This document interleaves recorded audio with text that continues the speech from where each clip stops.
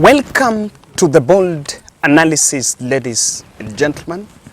And I want to say thank you very much for those who've been supporting this podcast. Yeah, I'm still in Ebukai, and yeah, it's such an amazing place. So, and by there, I normally like these sides because huku kuna kwanga very green, you know. Away from the noise in town, away from all the noise in town, there's some disruption, so you'll bear with me. But of course, we must do it. Now, I have realized something, and there's a scoop from last week where the president was away.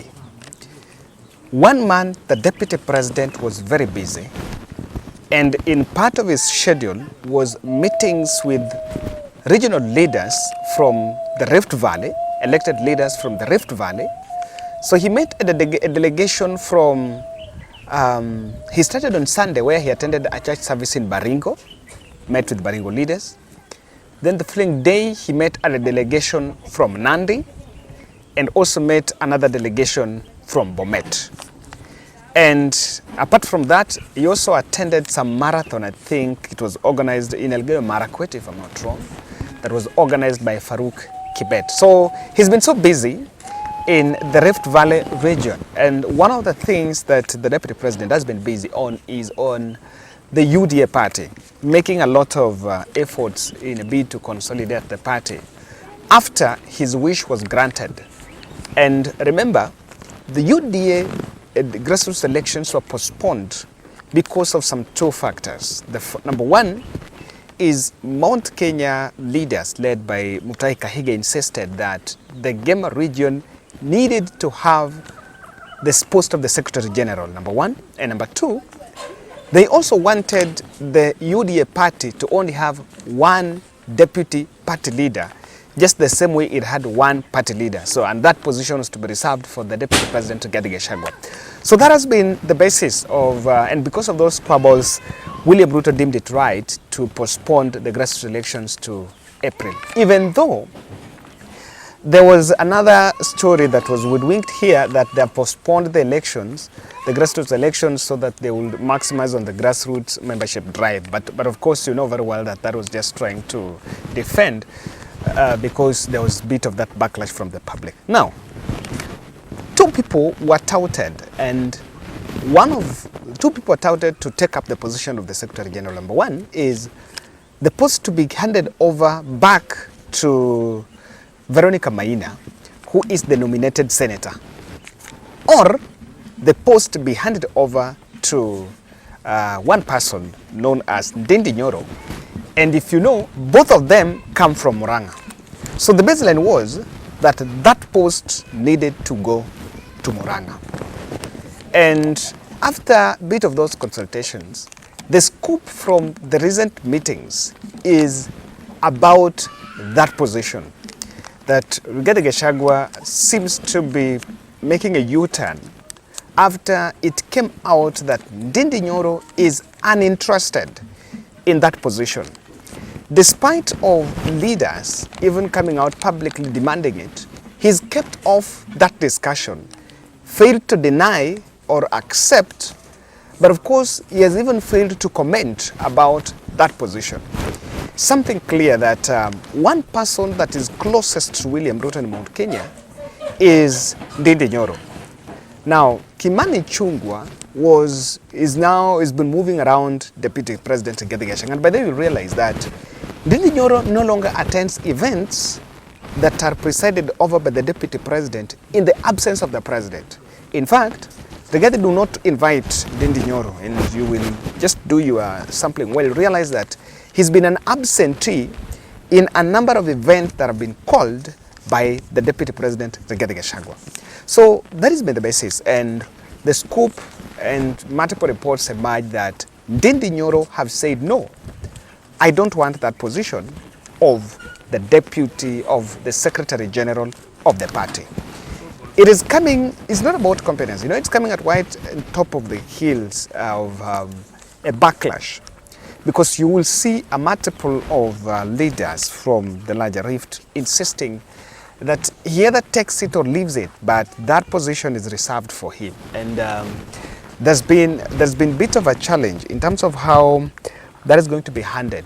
And I insist, number one, that I think in terms of the political party positions, the fact that the deputy party leader comes from the Gema and the party leader comes from the larger Rift, it was actually in order, and I support William Ruto in this, it was actually in order to ensure that that Secretary General's position goes to another tribe or goes to another region, and I think the coastal team were angling for it. Now, in this podcast I want to explain to you the reasons why Ndindi Nyoro has declined that position of being the Secretary General of UDA party.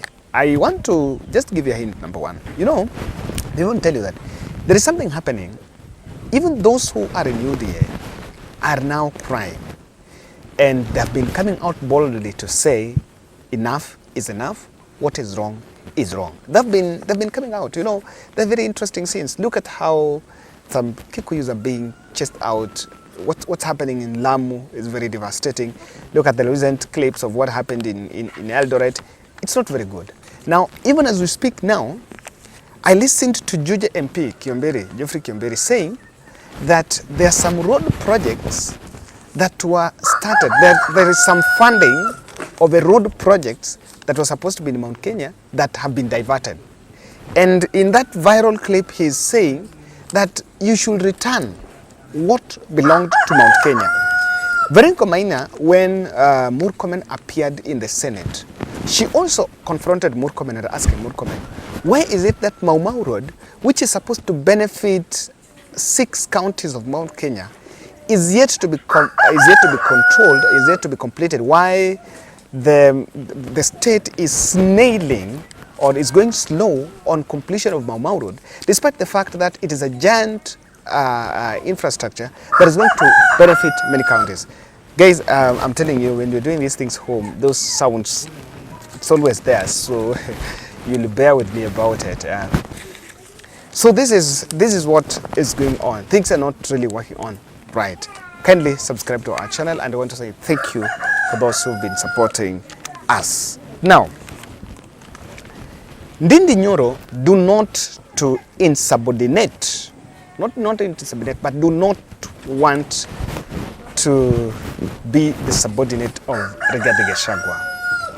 I want you to imagine a situation where the deputy president is the deputy party leader, then Ndindi Nyoro is the secretary general. You know, in the pecking order, then Ndindi Nyoro becomes number 3.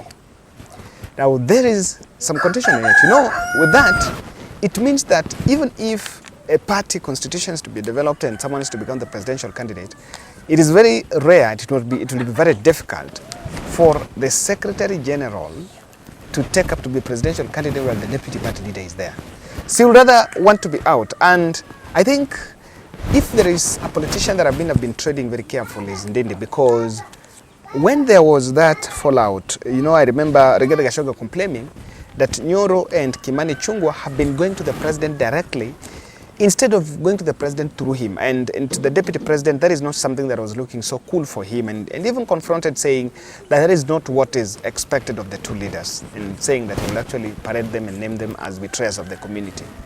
When that happened, this Nakuru MP, former Bahati MP, said that Ndindi Nyoro and Rigathi's wife, Doska Rigathi, begged William Ruto to take Rigathi Gachagua as the deputy president. So he's been so much into this, and I think he's decided, I'm not going to take it because I don't want to be in collision path with one man, Rigathi Gachagua.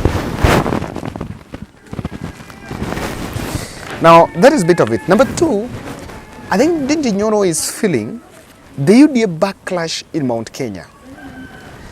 There is a bit of that backlash, and recently the MPs confronted the president and told the president that what's happening in the country is not in order and you need to fix the issue of the cost of living. But quite a host of MPs from the region have come out and said they've been confronting the president and saying things are wrong. And you realize that quite a number of MPs are finding it difficult to defend Kenya Kwanza taxation regime or some of the policies of some of the bills that are being passed. That has been a problem. And because of that, you know very well that if you take up the position of the SG, then automatically you assume the position of being the spokesperson of the party. The moment you're the spokesperson of the party, then it means you'll have to defend the party at what cost? Look at Malala. Malala has been, going berserk, even attacking everyone. And that has really been made very easy because he's not elected anywhere. And he's working as the Secretary General of the party, and I think when he decides to seek an elective seat, he might actually bolt out of that position. So what is decided here is, Mount Kenya is revolting. Uhuru Kenyatta is resurging and seems to be coming back in the political fold. Now, what happens if you take up that position, you're supposed to defend, but your backlash or your constituency, your voting base is revolting. You stand the chance of really facing a backlash even back home. And that is why some of these people are just reading the bigger picture. And UDA is crumbling. I'm telling you, it lacks the mojo. The hustler nation mojo does not exist and is not something that... like 10 minutes. It's not something that will take. Long. Video mojo is no longer there, and so no one will even take a risk of. I have to be in it, and I think that's why fellows are looking at it differently, and they're like, no, this is right and this is wrong. The likes of Ndindi Nyoro saying, I do not want to take that position. Number 3, I think I'm also seeing a possibility of Ndindi Nyoro is looking at this as a trap to be in collision path with some MPs. Or, it is customary that in our political landscape, if you've been here for long and you've been following, no party primaries are normally very smooth, free and fair. In fact, not even party primaries. Elections are never smooth and fair because party primaries are actually mini elections. In Nyanza, if you have ODM ticket, you've won that seat. Half, 1 feet in. In Central, that is the same by then 2022 about UDA. Now, he's known very well that if you're a Secretary General of the party, then you will stand, you stand a very prime position to decide who takes it and who leaves it. So what is decided is, I don't want to be associated by the dirty political chaos, the political shenanigans that might emerge even with that. Remember, even there is a grassroots election. It will start there in April. I wish it happened in December. Some of these things you will have seen the way it will be total chaos. And has realized that I'm being set up. Look at what's happening to Malala. Malala was picked by the president. And after Malala was picked by the president, the first team that revolted against Malala was president's backyard. When Gladys Sholay went live on Citizen TV and saying, after a series of, a stream of violence that were witnessed during the UDA membership drive, Gladys Sholay came and said, you know what, Malala is taking this party through a violent line, and was largely blamed. So the first base that even revolted against Malala, before even anyone else, was the president's base. Now, these are some of the signs that the likes of Nyoro are actually seeing and looking at the bigger picture now. As much as this is good, but this is not the best. That is one other aspect I'm seeing. And I think lastly, William Ruto has told Ndindi Nyoro that you are going to be my successor. And Nyoro is listening to what Ruto is saying. And Ruto said, don't take that position. In fact, they are looking at who is going to take it. If it was the question of regions, Deputy President is from Nyeri. The chairperson is the deputy chairperson, I think, is from Cecil Mbarere is from Embu. The Council of Governors is from Kirinyaga. The chairman of the Governor Caucus in Mount Kenya is from Nyeri, that is Mutahi Kahiga. So the Secretary General was supposed to go to Murang'a. Now they're also denying them that card of the Murang'a politics. Succession is going to be it's not going to be very easy. And while those who are pushing that we want UDA to have Secretary General from Mount Kenya and the Deputy Party Leader, the zebra, that narrative of pushing the UDA to be a rift and gamer aspect, it's no longer a guarantee that that matrix can work. Because if you look at the look of things, if you look at how things are developing, I think the country is coming united to agree on some things, that the cost of energy is high, irrespective of whether I voted for X or I voted for Y. And with these dynamics emerging, I want to believe that those still stuck in the old school thinking that unless I take tribe A and tribe B, then I'm willing to dash off all the other tribes, that line of thought and that political strategy is a bit tired, boring, and it's no longer going to be potent. So that's a bit of my take, guys. Thank you very much as I head back to Nairobi. So this is the posho mill, na nilikuwa nimwambia kwamba tulikuwa tunangoja the fundi akuje, na this is how it was. Na hii kitu nilikuwa nataka kutengeneza. I'm a bit tired, ndio maana naona na struggle.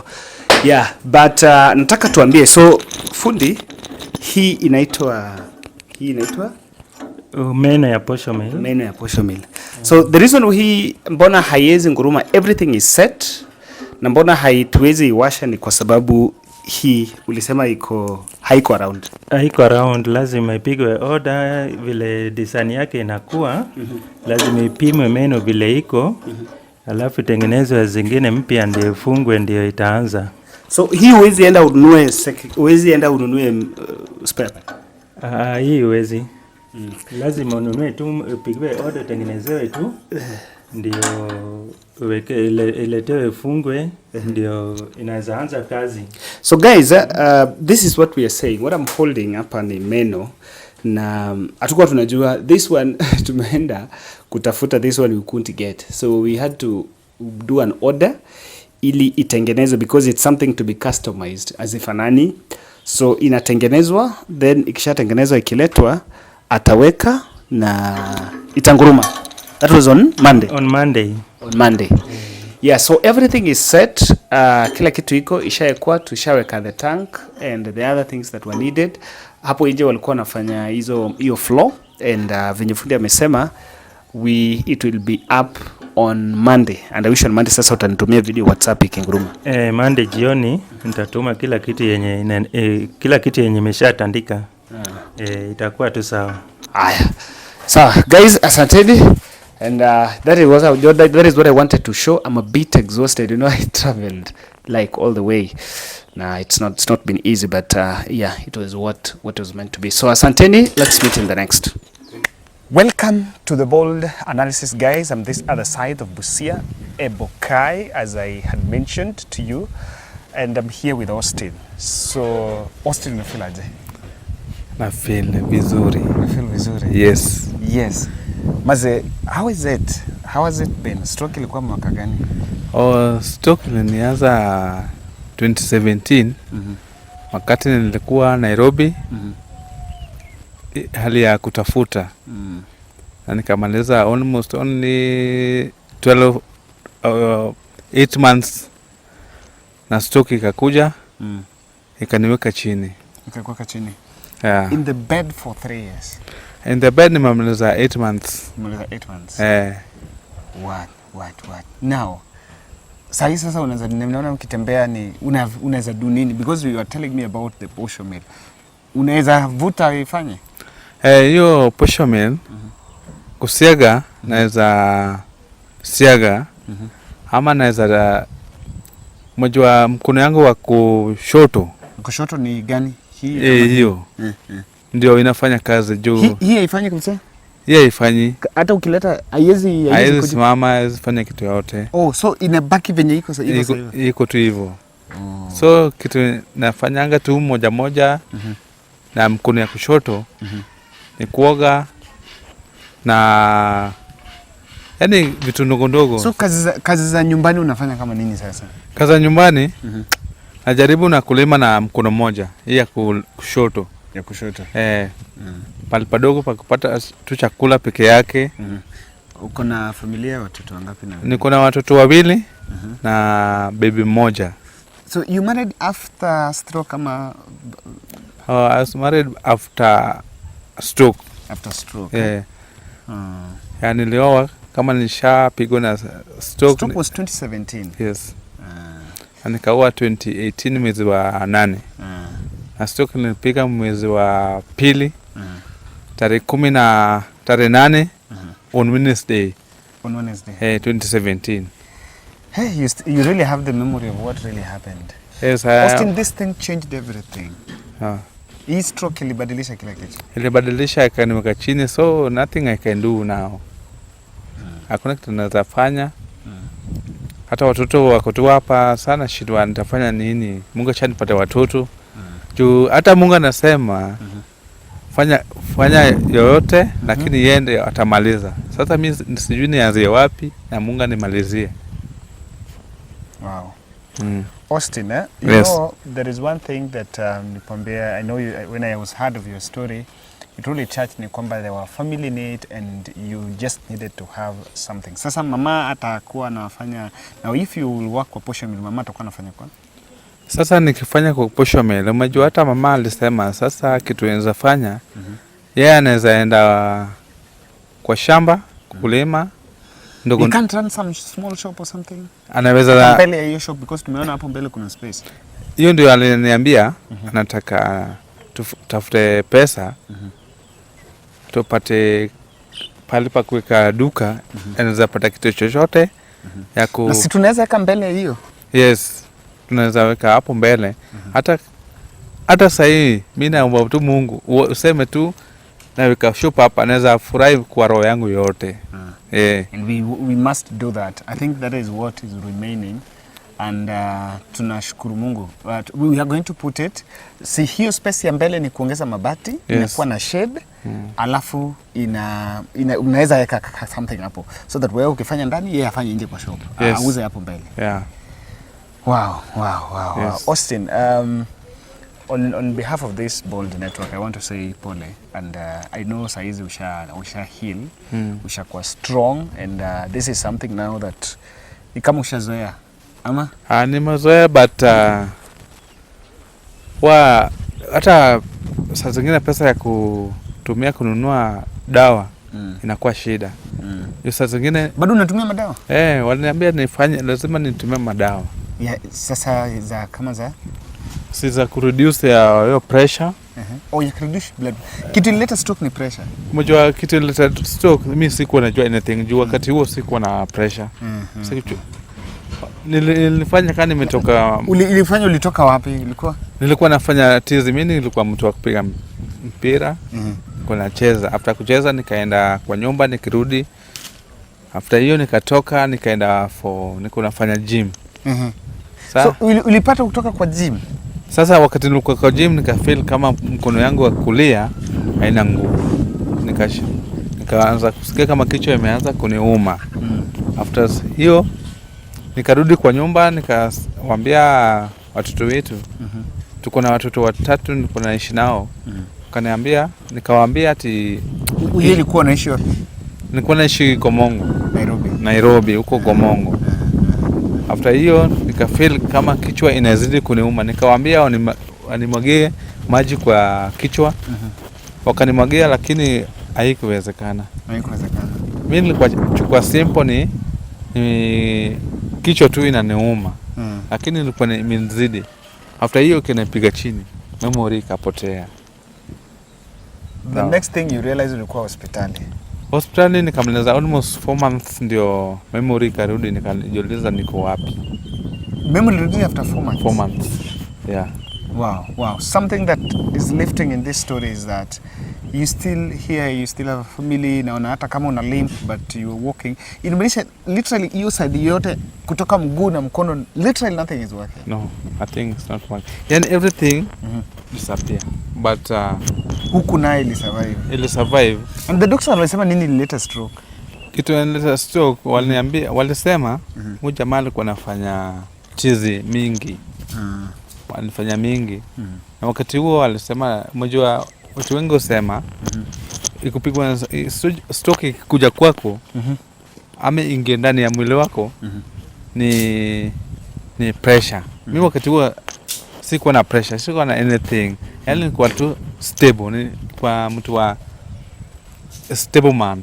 Na kufanya vitu vya nyumbani, kukimbia asubuhi na kuenda kutafuta kitu. You were working, eh? Yeah, I was working. Yeah. Niambia supermarket? Nilikuwa, yes. That one. Yeah. After you.